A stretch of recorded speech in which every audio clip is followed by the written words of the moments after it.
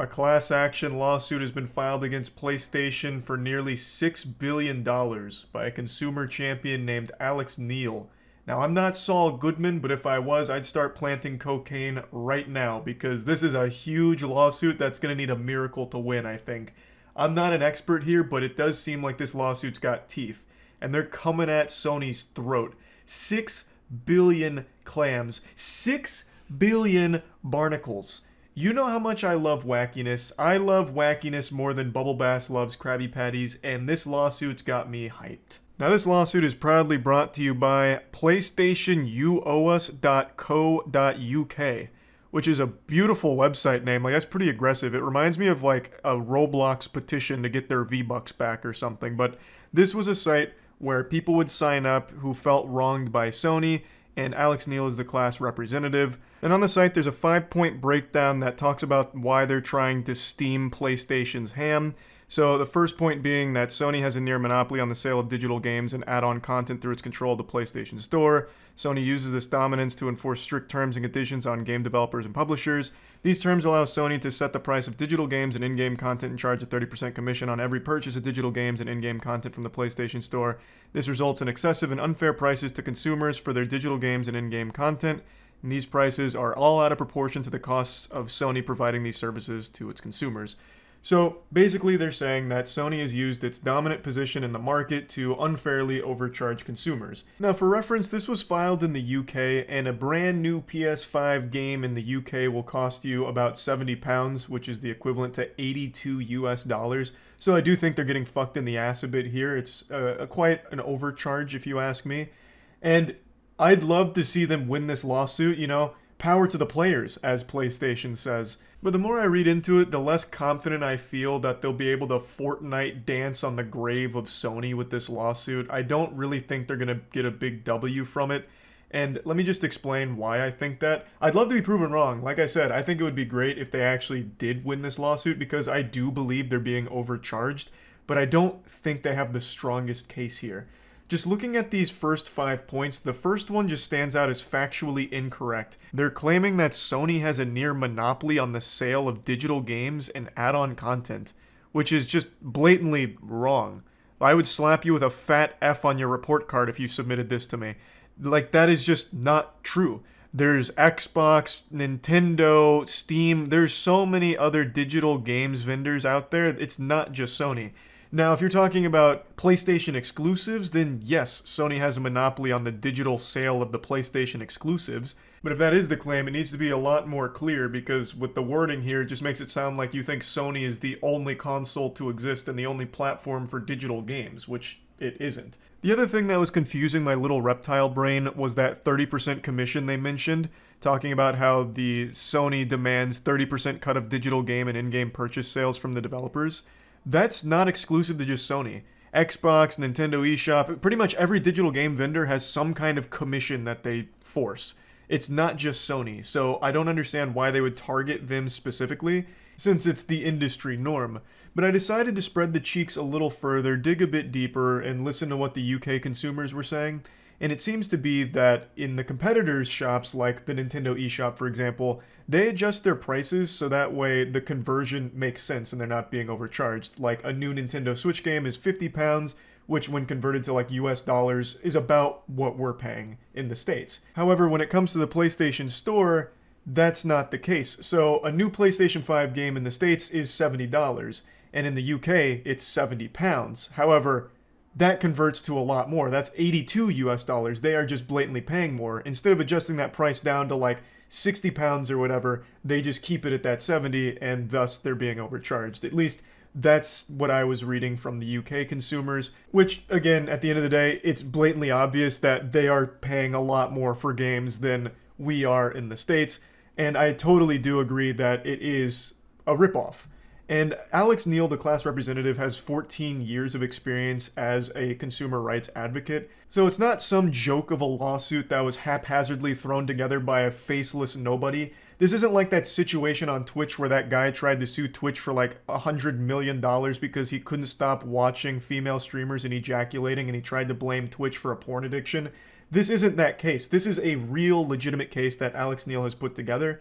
but I just don't know if it's focused enough to actually win. It seems way too generalized and broad, and you can look no further than their own website, where at the very end of these 5 points, they made this statement that just seems a bit misguided to me. This just seems like another desperate effort to throw something at the wall and see what sticks. The business model of gaming has changed dramatically over recent years. The move from games sold as physical discs to games sold digitally has seen the introduction of in-game content, where players must now also pay to progress, unlock more features, or customize their experience with new characters or weapons. Games are now designed to incentivize players to spend as much money as possible, including children. We believe that customers are paying too much for these digital products and that they deserve to be treated better by Sony and compensated. Our legal action is the first of its kind against Sony in the UK. Now, I am never a fan of the think of the children argument. I don't see why they put this here at all, because this doesn't even really run in line with what the lawsuit's aiming for. This is talking about how predatory microtransactions have become the norm, which they have, and it's a huge issue. But that's not what this lawsuit's really about. It's about being overcharged by the PlayStation Store. Talking about predatory and greedy marketing practices from these games that are preying on children, or like fucking massive dopamine hits, dopamine fiends to spend more money, is an issue, yes, but it's not the issue that you're really aiming at here. You're not putting that in the crosshairs. And it's also not like Sony is the puppet master forcing all these developers to be greedy and put these microtransactions in the game. Like, let's say Diablo Immortal's on PS5. Sony has no say-so in what way they monetize that game. It's on their platform, sure, but it was Blizzard that decided to put all of those terrible, terrible microtransactions in there that are preying on, you know, people with a spending problem or children or whatever, not Sony. Now, if the argument Sony keeps those prices too high, then yes, I suppose there's a real argument to be made there that the price is still too high. But the way this is framed makes it sound like it was Sony that decided to put all of those there when it wasn't. It wasn't their decision to have all of those predatory business practices baked into those games. That was the developers. I just don't really get why it's mentioned here. Because let's say Sony brings the price down so that way it's more fair across the board, where, you know, if you're buying a microtransaction in a game in the UK, it costs exactly the same as what it costs me to buy it in the States. It still doesn't solve the core issue that you're bringing up here with the games being predatory, right? Like, this whole paragraph here is like almost like fear-mongering. Like, games have become really greedy, and it's partly Sony's fault to some degree, which is why we believe you need to be compensated fairly, and we believe you need to be treated better. Like, what exactly do you mean? Again, getting the price down on microtransactions doesn't solve the problem you just highlighted of them being greedy and intrusive. That's still going to exist, even if you win every single bit of this case. Those microtransactions are still going to be there from the developers because it wasn't Sony that put them there. And just one last thing, in the press release, Neil wrote, "The game is up for Sony PlayStation. With this legal action, I am standing up for the millions of UK people who have been unwittingly overcharged. We believe Sony has abused its position and ripped off its customers." Alex Neil hits us with an anime protagonist line saying, "The game's up, Sony. I caught you with your pants down, red-handed. It's time to face the music." And then in the press release, they also kind of frame it like the consumers didn't know they were being overcharged. But I just don't know how true that is. They kind of hint that it's Sony's fault that the consumers didn't know they were being overcharged. Like Sony was doing underhanded business tactics, when I just don't know if I believe that, because Sony doesn't really do anything besides just have a platform with a game and the price next to it.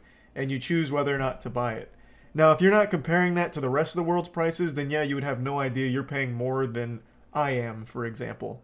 But it's not like it was Sony that was doing anything to mislead them, at least not that I've ever seen. They just put the games on their service with how much they cost, and it's up to the consumer if they find it to be a reasonable price or not. Now, if they do any research, they'll realize that they're paying more, and Australia especially is paying more than I am. Which is fucked up because there's no reason for it, but I don't think Sony has done anything to try and lead them down some false belief or anything. I think it's just a matter of they've been charging more and no one's really been questioning it, so they haven't changed it. And that's it. They haven't really been doing any kind of like propaganda to try and fool people into thinking that, you know, everyone's paying the same thing.